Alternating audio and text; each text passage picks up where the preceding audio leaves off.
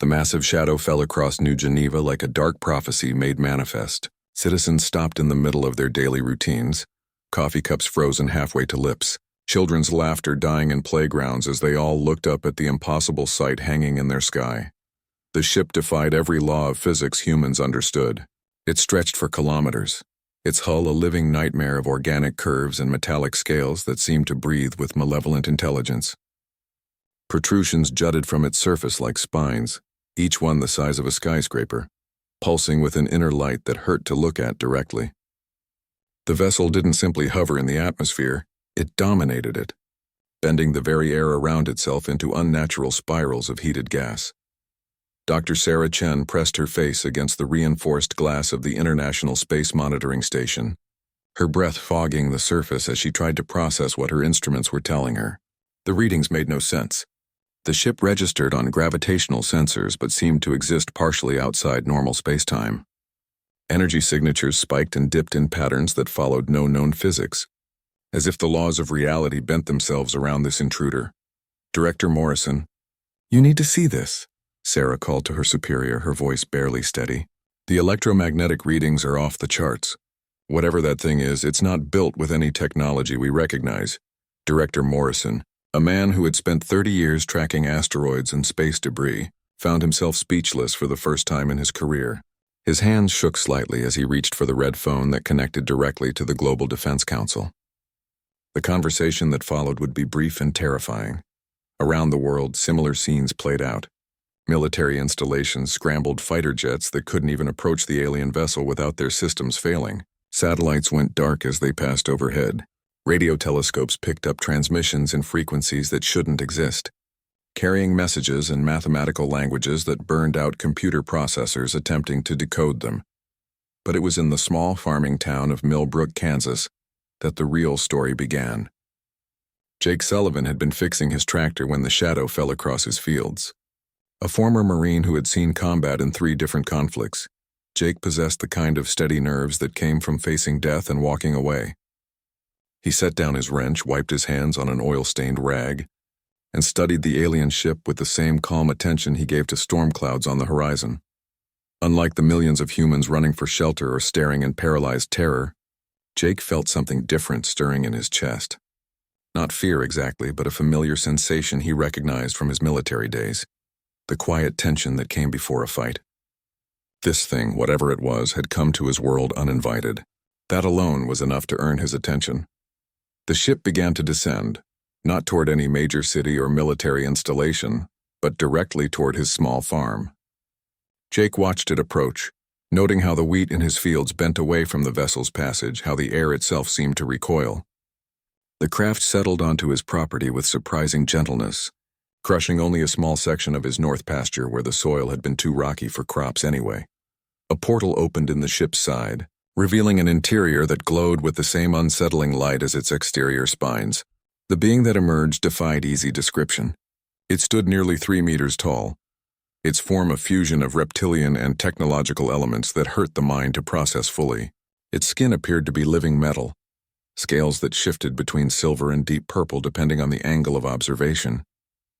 Wings stretched from its shoulders, not feathered or membranous, but composed of what looked like crystallized energy that crackled with contained lightning. Most disturbing were its eyes, ancient beyond measure, holding intelligence that had witnessed the birth and death of civilizations. When it spoke, the words bypassed Jake's ears entirely, appearing directly in his mind with a force that would have driven weaker souls to madness. Human, the entity's mental voice carried the weight of cosmic authority. "I am Krexthul, Herald of the Eternal Game. Your species has reached sufficient development to warrant inclusion in the great contest. I have chosen you as my opponent in the ritual of subjugation." Jake spat into the dirt beside his boots, a gesture his grandfather had taught him for dealing with unwelcome visitors. "That's so, well, Krex, whatever your name is, I've got news for you. This is private property, and I don't recall sending you an invitation." The alien's massive head tilted, confusion flickering across features that had never before encountered such casual defiance. "You do not understand, primitive creature. I offer you the honor of representing your entire species in combat. Victory means your people will serve as honored vassals in my empire. Defeat means extinction, These are the terms that have governed galactic civilization for eons. See, that's where you made your first mistake, Jake replied, pulling a beer from the cooler he kept by the tractor. He popped it open with a sharp crack that echoed strangely in the alien's presence. You assumed I'd play your game by your rules. Krextul's mental emanations carried bewilderment that gradually transformed into something approaching anger. You dare refuse the sacred challenge? No species ever what? Ever told you to take your sacred challenge and shove it where the sun don't shine? Jake took a long drink of his beer, savoring both the taste and the alien's obvious confusion. Well, consider this a first. The herald's form began to glow more intensely, energy crackling around its crystalline wings. Your refusal means nothing. The game will proceed whether you consent or not. I will simply choose another representative from your kind. Good luck with that, Jake said. But you might want to reconsider your whole approach here. See, humans don't much like being told what to do, especially by uninvited guests who drop ships on our farmland without so much as a how do you do. As if to emphasize his point, the distant sound of jet engines filled the air. Military aircraft approached from multiple directions, though Jake knew they'd be useless against technology this advanced. Still, their presence sent a message. Humanity would not submit quietly to any alien demands, regardless of the consequences. Krextul seemed to sense this defiance spreading like wildfire through the global communications networks. News of the encounter was already broadcasting worldwide, and Jake's simple refusal to acknowledge the alien's authority was inspiring similar reactions across the planet. This changes nothing, the herald declared, though something in its mental voice suggested uncertainty. The game has begun whether you acknowledge it or not. Then I guess we'll just have to see how that works out for you, Jake replied. Within hours of Jake's confrontation with Krextul, the world transformed into something unrecognizable. The herald's ship remained parked on the Kansas farm, but its presence had triggered responses across the globe that defied all previous understanding of alien intervention. Dr. Elena Vasquez, leading xenobiologist at the University of Barcelona, watched in fascination as her instruments detected similar energy signatures materializing over major population centers worldwide. Not ships exactly, but geometric structures that assembled themselves from pure energy, forming arena-like constructs in the sky above cities from Tokyo to London to São Paulo. They're staging areas, she whispered into her headset, broadcasting to emergency coordinators around the world. The alien isn't just challenging one human, it's preparing to select champions from our entire species. The constructs hung like crystalline clouds, each one large enough to house a football stadium. Inside their translucent walls, shadowy figures moved with predatory grace. Krextul had brought an army of potential challengers, beings from countless worlds that had already fallen to the great game. But humanity's response proved equally unprecedented. Instead of cowering or attempting futile military strikes, something remarkable began to happen. Inspired by news footage of Jake Sullivan's casual dismissal of cosmic authority, humans everywhere started responding to the crisis with characteristic stubbornness.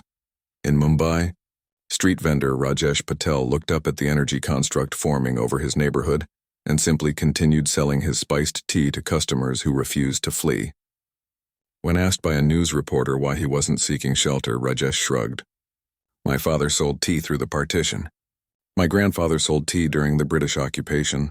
Some flying alien thing wants to play games? Let it wait in line like everyone else. Similar acts of defiance sprouted across the planet.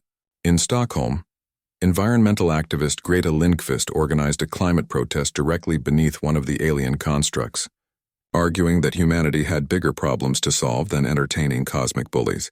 Her megaphone-amplified voice carried clearly in the strange silence that surrounded the alien structure. You want to challenge us? Fine, but first help us fix the planet you're standing on. The pattern repeated everywhere. Humans simply refused to acknowledge the aliens' presumed authority. Construction workers in Detroit continued building. Teachers in rural Kenya kept holding classes outdoors, pointing at the energy construct as an example of geometric principles. Fishermen in coastal Norway went about their daily routines, occasionally waving at the ominous shapes overhead as if greeting peculiar neighbors. Back in Kansas, Jake found himself hosting an increasingly surreal gathering. Military officials, scientists, diplomats, and journalists had descended on his farm, turning his property into an impromptu command center. Krexthul remained near its ship, growing visibly more agitated as reports poured in from around the world. General Patricia Hayes, commander of the Global Defense Initiative, spread tactical displays across Jake's kitchen table. "Mr. Sullivan, we need to understand what you've started here. Our intelligence suggests this entity expected immediate compliance with its challenge system. Your refusal seems to have disrupted their entire operational framework." Jake scratched his beard, studying the displays showing alien construct locations. "General, I didn't start anything special. I just told an uninvited guest that I wasn't interested in playing their games. Seems to me the rest of humanity agrees." Dr. Amanda Foster, the lead xenopsychologist flown in from MIT, leaned forward with excitement. "That's exactly the point. Their great game appears to be a psychological conquest system. They've likely used it to dominate countless species by forcing them to accept the aliens' rules of engagement. But humans aren't responding according to their expectations." Through the farmhouse window, they could see Krexthul pacing near its vessel. The Herald's movements had grown increasingly erratic as the day progressed. Its mental emanations, once commanding and absolute, now carried undertones of confusion and mounting frustration. The breakthrough came when linguistic specialist Dr. Yuki Tanaka successfully decoded fragments of alien communication intercepted by global monitoring stations. Her translation appeared on screens throughout the improvised command center, and the implications sent shockwaves through the assembled experts. "The Herald is transmitting requests for guidance to something called the Eternal Tribunal," Dr. Tanaka explained. "It's reporting unprecedented resistance to standard conquest protocols. Apparently, in thousands of years of galactic expansion, no species has ever simply refused to participate in their challenge system." Jake laughed, the sound carrying through the tense atmosphere like a fresh breeze. "So we've got these cosmic bullies stumped because we won't play their game? Sounds about right for humans." But the situation was evolving beyond simple refusal. Reports from around the world indicated that humans weren't just ignoring the aliens. They were actively disrupting the great game through sheer unpredictability. In Lagos, Nigeria, a group of street musicians had positioned themselves directly beneath an alien construct and begun an impromptu concert. The vibrations from their drums seemed to interfere with the energy patterns of the alien structure, causing it to flicker and destabilize. When combat forms emerged from the construct to investigate, the musicians simply invited them to join the celebration. Similar scenes played out globally. In Prague, a chess tournament continued in a public square despite the alien presence overhead, with grandmasters calmly analyzing positions while cosmic structures hummed ominously above them. In Buenos Aires, a street football match drew hundreds of participants who used an alien construct's shadow as natural boundaries. For their playing field, each act of mundane human defiance seemed to introduce chaos into the aliens' carefully ordered system. Their constructs, designed to project intimidation and establish psychological dominance, instead became backdrops for normal human life, continuing with stubborn determination. As evening approached, Krexthul finally approached Jake's farmhouse directly. The Herald's form flickered with unstable energy, its crystalline wings sparking erratically. When it spoke, the mental voice carried unprecedented uncertainty. "Human Sullivan, your species' behavior violates all established patterns of conquest. The Eternal Tribunal demands explanation. How can you function without accepting hierarchical challenge structures?" Jake looked up from the barbecue grill he'd started, cooking dinner for the dozens of officials now camping on his property. "Krex, buddy, I think you've got humanity confused with whatever other species you've been pushing around. We don't operate on your hierarchies because we never agreed to them in the first place." The Herald's ancient eyes blazed with frustrated energy. "But without the game, how do civilizations determine worth? How do they establish order? How do they know their place in the cosmic structure?" "We make our own place," Jake replied simply, flipping burgers while an alien overlord stood mere meters away. "Always have. Always will." The third day brought revelations that shattered Krexthul's understanding of galactic civilization. Deep space monitoring stations detected massive energy signatures approaching Earth. Not more Herald ships, but something far more significant. The Eternal Tribunal itself was coming to investigate humanity's unprecedented resistance to the Great Game. Dr. Sarah Chen worked frantically at her expanded monitoring station, now enhanced with technology borrowed from a dozen nations. Her screens displayed gravitational distortions that defied measurement, energy patterns that suggested ships the size of small moons moving through space at velocities that should have been impossible. "Jake, you need to see this," she called to the farmer who had somehow become humanity's unofficial spokesman. "We're tracking at least 12 massive objects inbound to our solar system. Based on their energy signatures, each one could obliterate our planet without effort." Jake set down his coffee and studied the displays with the same calm attention he gave to weather reports. 3 days of hosting an international crisis response team on his farm had taught him to process extraordinary information with characteristic steadiness. "How long until they get here?" he asked. "Approximately 18 hours at current velocity," Dr. Chen replied. "Jake, these aren't just ships. The energy readings suggest they're mobile civilizations, possibly planet-sized constructs housing millions of beings." Across the farmhouse, General Hayes coordinated with military leaders worldwide, but everyone understood the futility of conventional defense. If these tribunal ships possessed even a fraction of Krexthal's technological superiority, Earth's entire military capacity would be meaningless against them. Yet humanity's response continued to evolve in ways that confounded both alien observers and human authorities. Instead of panic or desperate military preparations, the planet seemed to be organizing itself for something unprecedented, a global expression of human culture and defiance that grew more elaborate by the hour. In Seoul, video game developers had created a massive multiplayer experience where players worldwide could contribute to a collaborative artwork visible from space. Millions participated, creating a living mandala of human creativity that shifted and evolved in real time. The pattern was being projected onto the alien construct hovering over the city, transforming it from a tool of intimidation into a canvas for human expression. Similar projects sprouted globally. In Rio de Janeiro, carnival organizers had convinced the entire city to participate in a celebration that involved every district creating synchronized displays of music, dance, and art. The coordinated performance created rhythmic vibrations that resonated through the Earth's crust, turning the planet itself into a massive musical instrument. Meanwhile, Krexthal's condition continued to deteriorate. The Herald's form flickered constantly now, its crystalline wings sparking with unstable energy. Its mental emanations carried a desperation that grew more pronounced as reports arrived from its monitoring stations around the globe.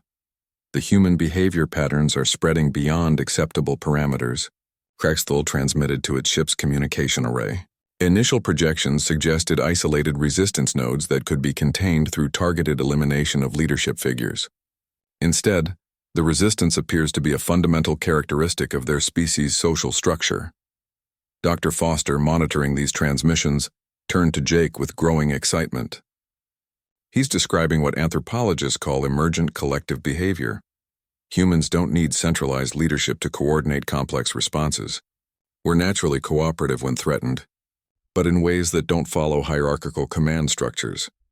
The breakthrough came when amateur radio operator Betty Martinez, broadcasting from her home in Phoenix, made contact with something unexpected. While trying to boost signal strength to communicate with other operators organizing the global response, her equipment began receiving transmissions on frequencies that shouldn't exist.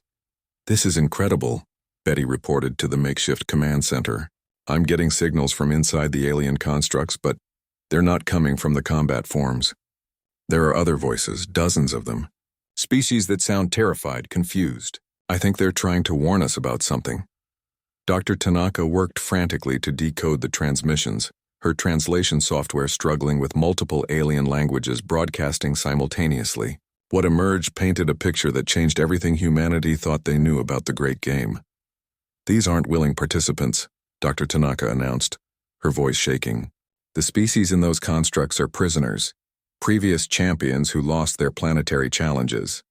They're not here to fight humanity. They're here because they have no choice." The revelation recontextualized everything. The Great Game wasn't just a conquest system. It was a cosmic slavery operation that had trapped countless civilizations in endless servitude. Each species that lost their challenge became part of the tribunal's forces, compelled to help subjugate other worlds in an ever-expanding cycle of domination. Jake absorbed this information with growing anger. The first real emotion he'd shown since the crisis began. So these tribunal bastards aren't just threatening Earth. They've been enslaving the entire galaxy for thousands of years. It gets worse, Dr. Foster added, studying psychological profiles built from the decoded transmissions. The enslaved species retain their consciousness and memories. They know what they've lost, but they're compelled to help the tribunal take it from others. It's psychological torture on a galactic scale. The implications sparked something fierce in humanity's collective response. Word of the enslaved species spread through global communications networks, and the human reaction shifted from defiant resistance to protective fury. Earth's population began viewing the approaching tribunal not as cosmic judges to be feared, but as slavers to be confronted. In Moscow, retired ballet dancer Anastasia Volkov organized a performance where dancers from every nation participated in a synchronized routine that told the story of liberation from oppression. The performance was broadcast through every available medium, carrying humanity's message directly to the enslaved species monitoring Earth's communications. In Cape Town, musician Themba Mthembu composed a song that combined traditional African liberation chants with modern instrumentation, creating a rhythm that seemed to resonate through dimensional barriers. The music appeared to strengthen the alien prisoner's ability to communicate, allowing clearer transmissions that revealed the true scope of the tribunal's crimes. But it was in Mumbai where the most significant development occurred. Software engineer Priya Sharma had been working on quantum communication protocols when she accidentally discovered that human consciousness could interface directly with the tribunal's control systems. Her discovery opened possibilities that neither species had considered. "I can feel them," Priya reported during an emergency video conference with the Kansas Command Center. "The enslaved minds are reaching out to us. They want to help, but the tribunal's control mechanisms prevent direct action. However, there might be a way to disrupt those mechanisms if we can create the right kind of resonance pattern." Jake listened to the technical explanations with growing determination. The situation had evolved beyond simple resistance to an alien challenge. Earth now faced the opportunity to strike a blow against a galactic slavery system that had operated unopposed for millennia. "So what you're telling me," Jake said slowly, "is that we might be able to free not just ourselves, but every species these tribunal monsters have enslaved?" "It's theoretically possible," Dr. Foster confirmed, "but it would require unprecedented coordination across our entire species, and we'd have to maintain it while under direct assault from the most powerful force in known space." Jake grinned for the first time since the crisis began. "Lady, you just described every worthwhile thing humans have ever accomplished." The Eternal Tribunal arrived with the weight of cosmic authority that had remained unchallenged for 10,000 years. Their ships materialized in Earth's orbit like dark planets, each one a city-sized construct containing millions of enslaved beings from thousands of conquered worlds. The vessel's surfaces crawled with organic technology that pulsed with malevolent life, and their presence bent space-time itself into unnatural configurations. From his farmhouse window, Jake watched as the sky filled with impossible geometries. The tribunal ships didn't simply orbit Earth. They surrounded it in patterns that hurt to perceive directly, creating a cage of living metal and crystallized suffering that blocked out half the stars. "Readings are off the charts," Dr. Chen reported, her voice tight with controlled fear. "Each ship registers energy output equivalent to our sun. We're looking at technology that could rearrange matter at the molecular level, rewrite physical laws in localized space, or simply erase Earth from existence with minimal effort." Yet humanity's response continued to evolve in directions that defied all conventional understanding of species-level behavior under existential threat. Instead of despair or surrender, the planet seemed to be organizing itself into something unprecedented, a coordinated expression of human defiance that grew stronger as the threat intensified. Dr. Priya Sharma's breakthrough in quantum consciousness interface had triggered a global awakening. Humans worldwide discovered they could sense the enslaved minds trapped within the tribunal ships, and the connection worked both ways. For the first time in millennia, the tribunal's prisoners could communicate with a free species. The transmissions painted a horrifying picture of galactic civilization under tribunal rule.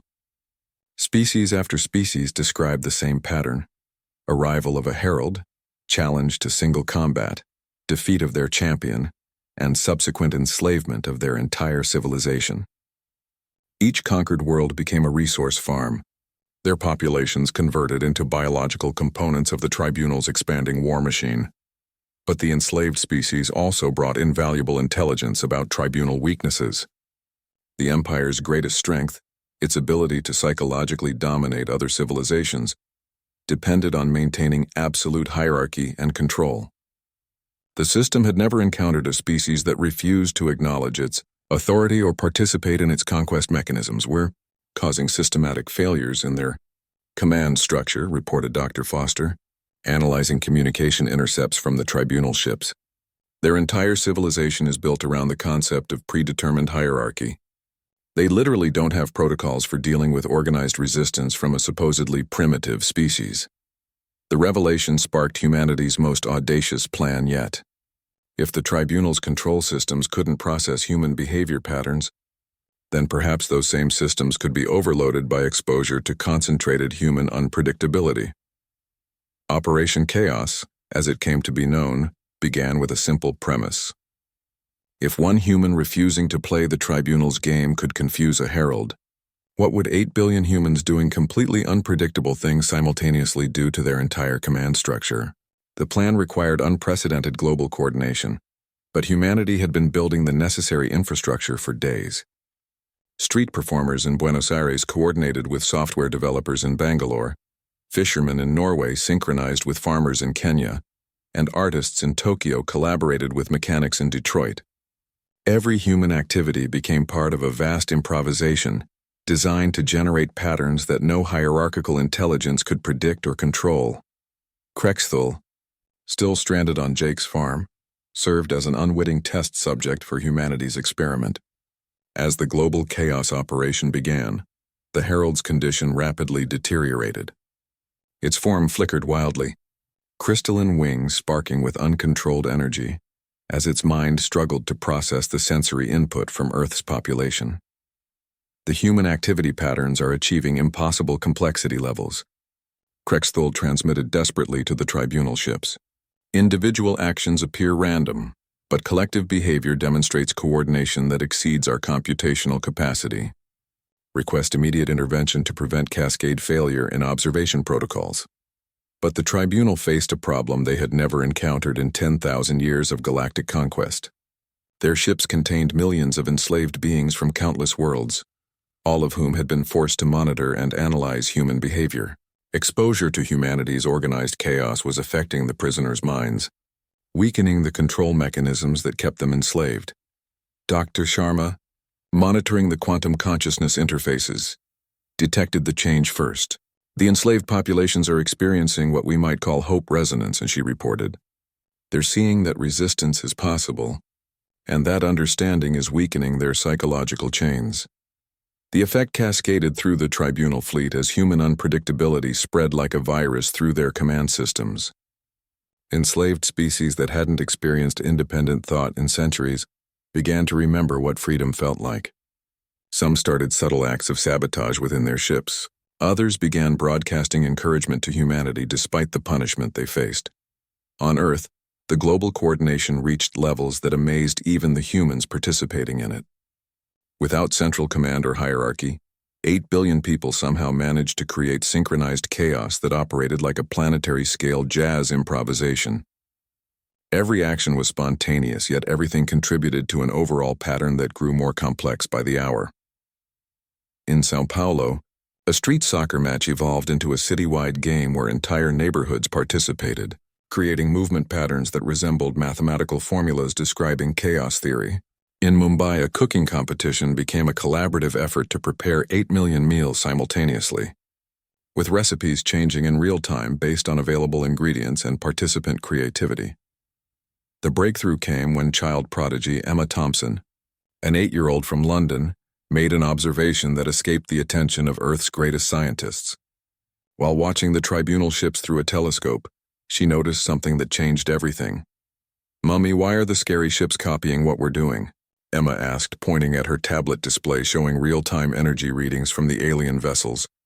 Dr. Chen, reviewing Emma's observation, realized the child had identified something crucial. The tribunal ships weren't just monitoring human activity. They were unconsciously mimicking it. Their collective behavior patterns were beginning to mirror Earth's organized chaos, creating system conflicts that spread through their entire fleet. The tribunal operates as a collective consciousness, Dr. Foster explained to the emergency coordination meeting. They've maintained control by ensuring all member civilizations think in predetermined patterns. But exposure to human unpredictability is introducing chaos into their group mind. They're essentially experiencing the psychological equivalent of a computer virus. Jake listened to the technical explanations, then asked the question that cut to the heart of the matter. So what you're saying is, we're driving them crazy by being ourselves? More than that, Dr. Sharma interjected. We're showing every enslaved species in their fleet that freedom is possible. The psychological chains that bind them are weakening every minute we maintain this resistance. As if responding to humanity's growing confidence, the tribunal ships began to move. Their perfect orbital formation deteriorated as individual vessels started following erratic patterns that mirrored the chaos occurring on Earth's surface. Some ships collided with others. Communication between vessels became increasingly disorganized, and deep within the massive constructs, something unprecedented was happening. For the first time in 10,000 years, enslaved species were beginning to remember what it meant to choose their own actions. The great game was breaking down, and humanity hadn't even agreed to play it. The moment of truth arrived.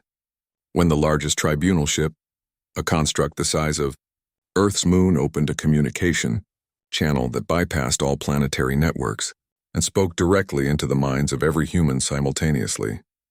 The voice that emerged carried the weight of cosmic authority that had crushed the will of 1,000 civilizations. Inhabitants of the third world, the eternal arbiter's mental voice thundered across human consciousness. You have disrupted the sacred order through incomprehensible means. This violation of galactic law requires immediate correction. Cease your chaotic activities and present your worthiest champion for ritual combat, or face complete obliteration. But instead of the expected fear and compliance, humanity's response defied every precedent in tribunal history. 8 billion humans simultaneously laughed. Not the bitter laugh of despair or the hysterical laugh of madness, but the genuine amusement of a species that had just heard the most ridiculous threat imaginable. The collective laughter created resonance patterns that rippled through dimensional barriers, reaching the enslaved minds within every tribunal ship and reminding them of emotions they thought had been permanently suppressed. In Kansas, Jake wiped tears from his eyes and addressed the cosmic entity as casually as he might speak to a door-to-door salesman. Arbiter, is it? Well, your sacred order can kiss my sacred backside. We're not presenting any champions because we're not playing your game. We've got better things to do. The Arbiter's response carried bewilderment that bordered on panic. This is impossible. No species has ever maintained coherent resistance against direct tribunal command. Your neural patterns should be collapsing under the weight of absolute authority. Should be. Could be, would be, replied Maria Santos, a kindergarten teacher from Mexico City, whose mind had been randomly selected to respond to the alien overlord. But we're humans and we don't much care what should happen. We care about what we choose to make happen. Around the globe, similar responses flooded the communication channel as humans from every walk of life took turns addressing their would-be conquerors. Farmers discussed crop rotation with cosmic tyrants. Street musicians offered to teach music to enslaved civilizations. Comedians made jokes about galactic bureaucracy that somehow translated across species. Barriers and triggered laughter among beings who hadn't experienced humor in centuries. The effect on the tribunal fleet was catastrophic. Ships that had maintained perfect formation for millennia began to drift as their enslaved crews experienced emotions they had forgotten existed. Control systems designed to suppress individual will started failing as millions of prisoners remembered what it felt like to make independent choices. Dr. Sharma, monitoring the quantum consciousness interfaces, watched in amazement as the psychological chains binding entire civilizations began to fracture. The resonance is spreading exponentially, she reported. Every species in the tribunal fleet is experiencing some degree of liberation. We're looking at the largest prison break in galactic history, but the tribunal's response proved they weren't prepared to lose their empire without a fight. The Arbiter's next transmission carried a fury that had never been challenged in 10,000 years of absolute rule. If you will not submit to the sacred order, then you will be eliminated as a contamination source. All tribunal assets are hereby authorized to use ultimate force. This world will be cleansed of its chaotic influence. The attack began with weapons that reshaped reality itself. Beams of crystallized entropy lanced down from the tribunal ships, targeting major population centers with energy that could unmake matter at the quantum level. The first strikes should have eliminated entire cities, leaving nothing but empty space where millions of humans had lived. Instead, something unprecedented occurred. The energy beams struck Earth's surface and scattered, not reflected or absorbed, but dispersed into random patterns that created spectacular light shows instead of annihilation. The tribunal's ultimate weapons, designed to function according to absolute physical laws, couldn't maintain coherence when exposed to humanity's reality-defying unpredictability. Impossible, the Arbiter's mental scream echoed through human consciousness. Matter cannot randomly refuse to obey entropy. Quantum structures cannot spontaneously reorganize themselves. But that's exactly what was happening. Earth's chaotic human activity had created some kind of localized field effect that introduced random variables into previously absolute physical laws. The planet itself seemed to be developing an immunity to tribunal technology.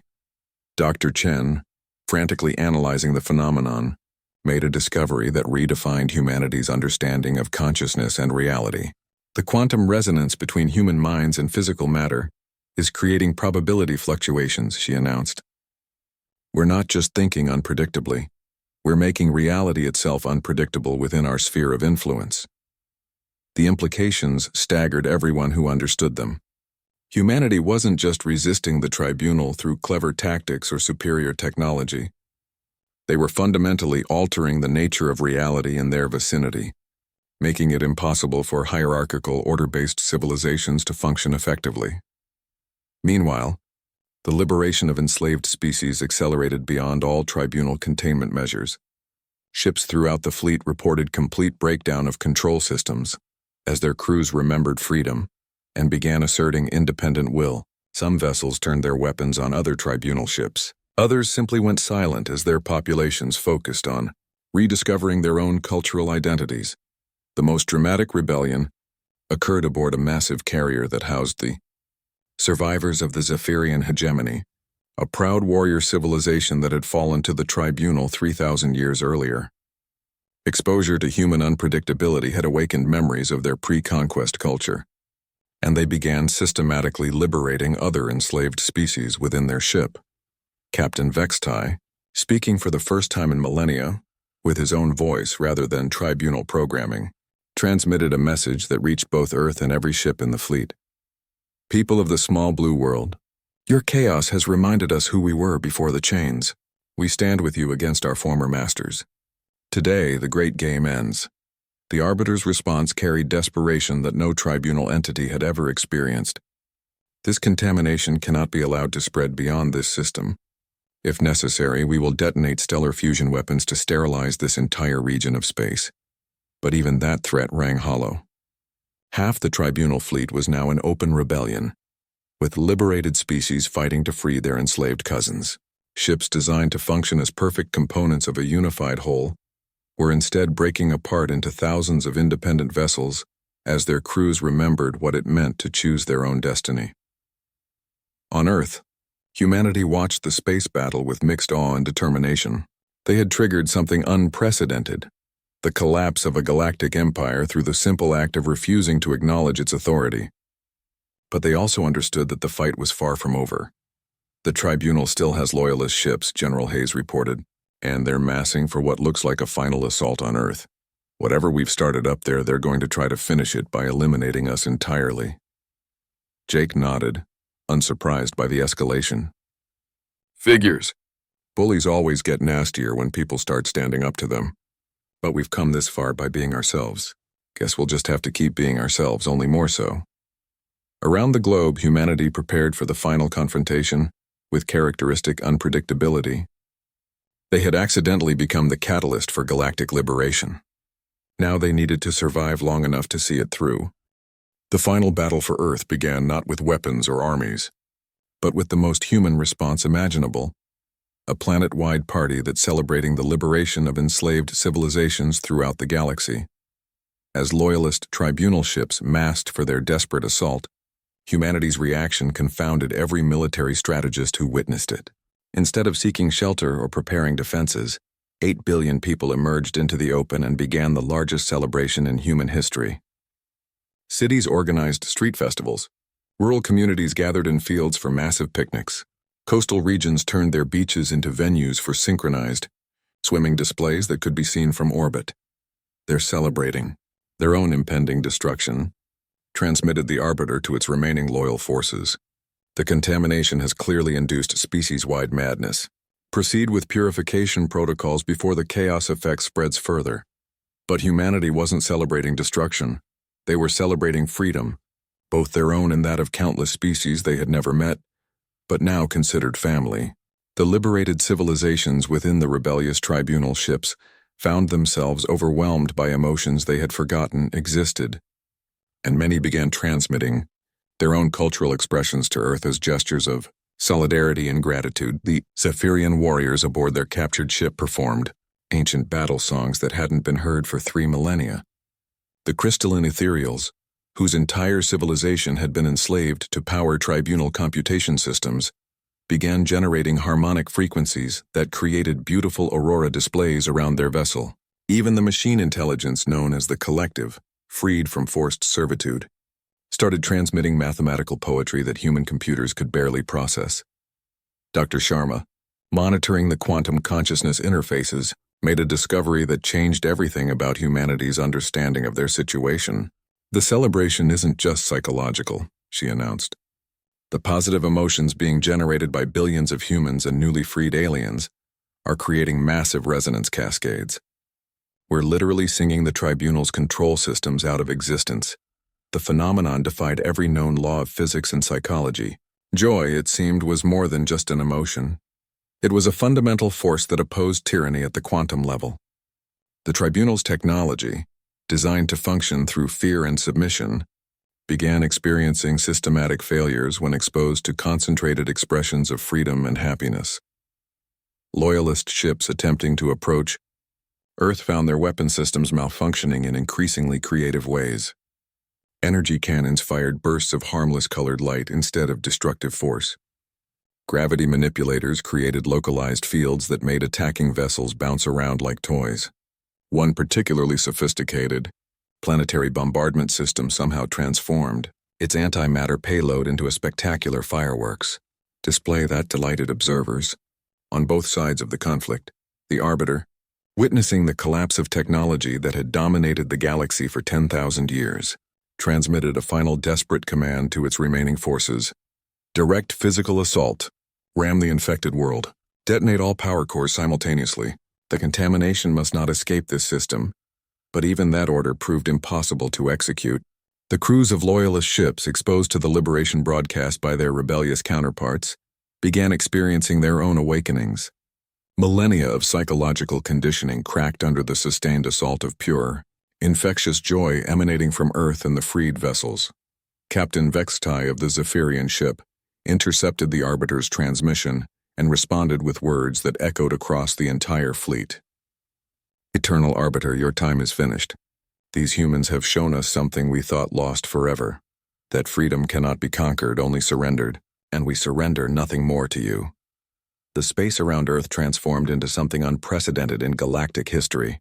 Instead of a battle between conqueror and conquered, it became a reunion of long-separated family members. Liberated ships approached their former enemies not with weapons, but with open communication channels. Former slaves reached out to their jailers with offers of forgiveness and cooperation. The psychological effect on remaining tribunal loyalists proved overwhelming.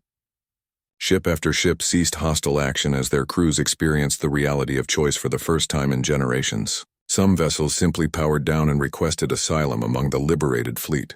Others began internal revolutions as different species within their hulls fought to establish democratic governments. On Earth, the celebration evolved into something that transcended mere party or festival. Humanity had become the catalyst for galactic liberation, and they embraced that responsibility with characteristic chaos and determination. Scientists shared knowledge with newly freed civilizations. Artists collaborated on projects that combined human creativity with alien perspectives. Children drew pictures for species they'd never seen but already considered friends. Jake, still hosting the impromptu command center on his Kansas farm, watched the transformation with satisfaction that bordered on pride. "You know what the best part is?" he asked the assembled officials and scientists. "We didn't do this by being smarter or stronger than them. We did it by being exactly what we've always been: stubborn, unpredictable, and absolutely unwilling to let bullies tell us what to do." But the most significant development occurred when Krexthul, the herald who had started the entire conflict by landing uninvited on Jake's property, finally approached the farmhouse with something approaching humility. The alien's form had stabilized somewhat, though its crystalline wings still flickered with residual energy fluctuations. "Human Sullivan?" Krexthul's mental voice carried tones of confusion and dawning comprehension. "I have observed the collapse of the only civilization I have ever known.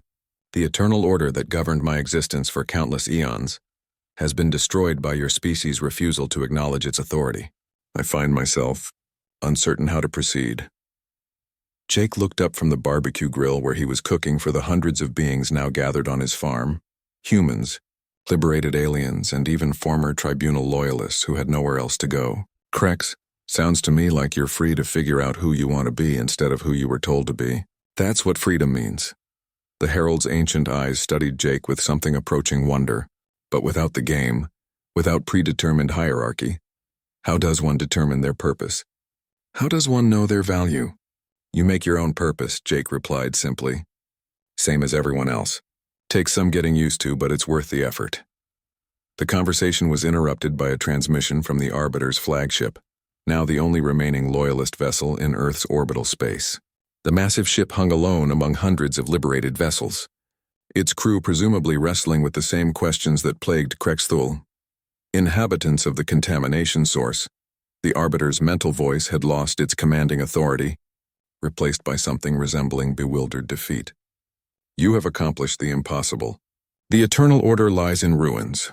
Galactic civilization as it has existed for 10 millennia has ended. What do you propose to replace it?" The question sparked immediate debate among the liberated species, but humanity's answer came from an unexpected source.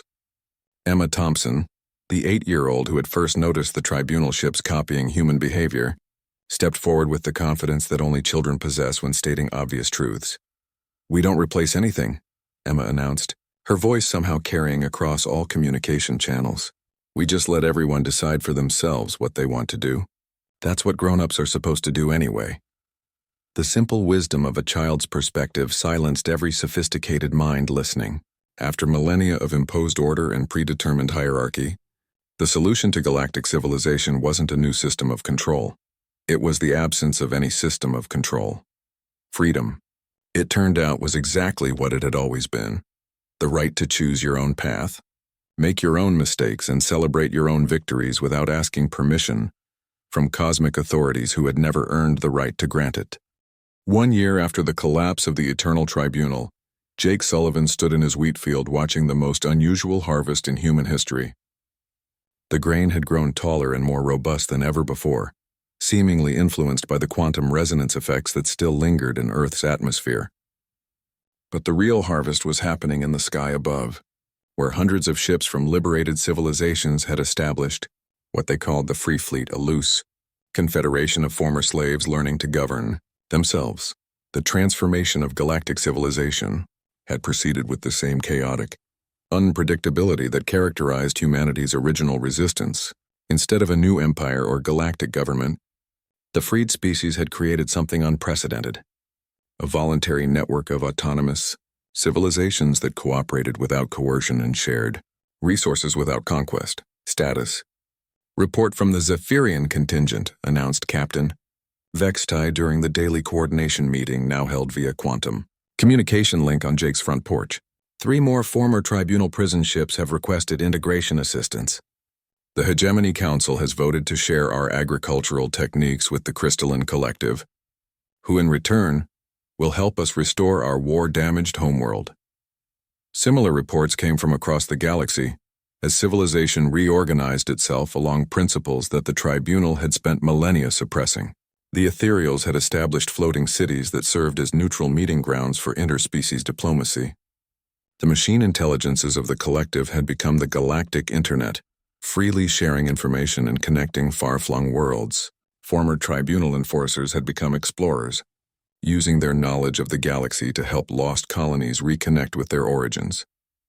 Dr. Sharma, now serving as Earth's unofficial ambassador to the Quantum Consciousness Network, provided updates on humanity's role in the continuing transformation. We're tracking approximately 12,000 liberated ships spread across 47 star systems, she reported. The interesting development is that human unpredictability seems to be contagious. Other species are developing their own forms of creative chaos that make their societies more resilient against future attempts at conquest. The most remarkable change had occurred within the former tribunal hierarchy itself. The Arbiter, once the supreme authority of galactic civilization, had requested asylum on Earth and spent months learning what its creators had never taught it: how to think for itself. The ancient entity now worked as a consultant, helping other former tribunal authorities understand the psychological principles of freedom. The irony is profound. The former Arbiter observed during one of its regular conversations with Jake. We spent 10,000 years believing that order required control, never understanding that true order emerges naturally from chaos when beings are free to choose cooperation over coercion. Krexthul had undergone perhaps the most dramatic transformation of all. The former herald had requested to remain on Earth, where it spent its days learning human agricultural techniques and its nights composing what it called freedom songs, harmonic patterns that helped newly liberated minds adjust to independent thinking. The aliens' crystalline wings, once symbols of cosmic authority, now served as solar collectors that powered irrigation systems for local farms. I find great satisfaction in nurturing growth rather than enforcing submission, Krexthul told Jake while helping with the evening chores. Your species taught me that power over others is far less rewarding than power to help others, but the most significant development was humanity's discovery that their reality-altering unpredictability had grown stronger rather than weaker over the past year. Dr. Chen's monitoring stations detected quantum fluctuations around Earth that suggested the planet itself was evolving into something unprecedented, a world where the laws of physics bent toward possibility rather than limitation. We're seeing localized reality distortions that favor beneficial outcomes, Dr. Chen explained to the gathered officials. Crop yields exceed theoretical maximums. Medical treatments work better than they should. Even our weather patterns seem to be optimizing themselves for human comfort and agricultural productivity. The phenomenon extended beyond Earth's surface.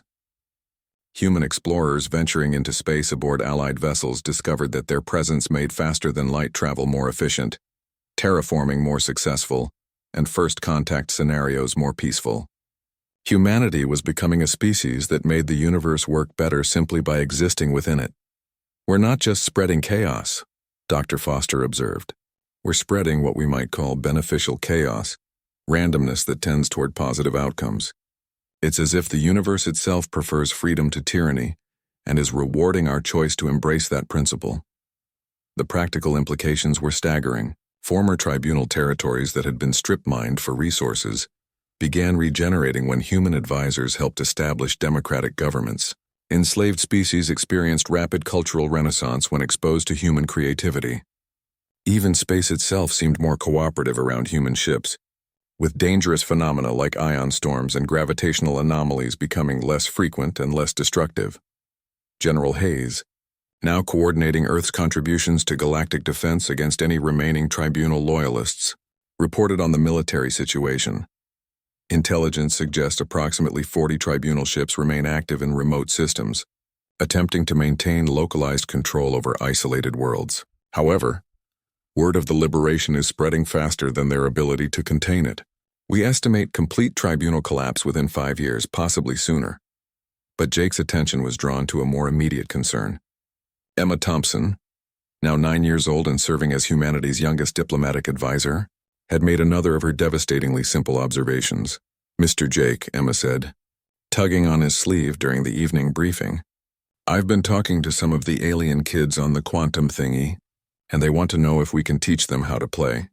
The request seemed simple, but its implications were profound. The concept of play, activity engaged in purely for enjoyment rather than survival or dominance, had been systematically eliminated from tribunal-controlled civilizations. Children throughout the galaxy had grown up knowing only work, duty, and submission. They had never experienced the fundamental human concept of doing something simply because it was fun.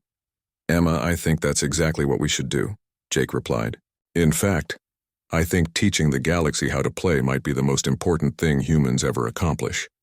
The proposal sparked immediate enthusiasm among the liberated species. Within days, ships throughout the Free Fleet began organizing the first intergalactic games, not competitions for dominance, but celebrations of creativity, cooperation, and pure enjoyment.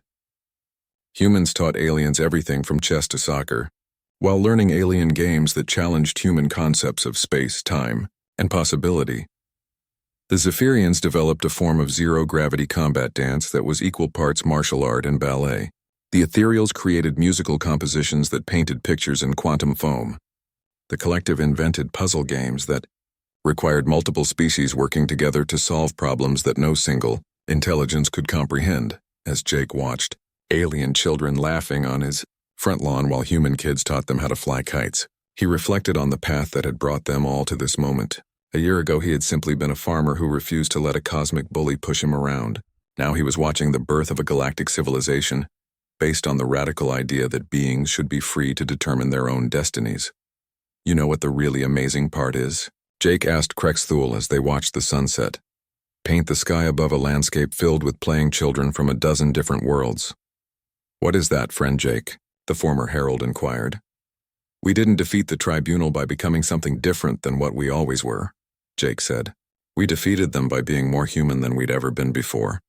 Turns out the universe was just waiting for someone to show it that freedom works better than fear." Above them, the Free Fleet ships moved in their loose, chaotic formations, hundreds of different species, each following their own path, all somehow working together to create something beautiful and unprecedented.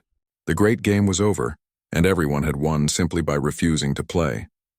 In the distance, human and alien children continued their games under alien stars, their laughter echoing across dimensions and reminding the universe itself what freedom sounded like when it finally had a voice.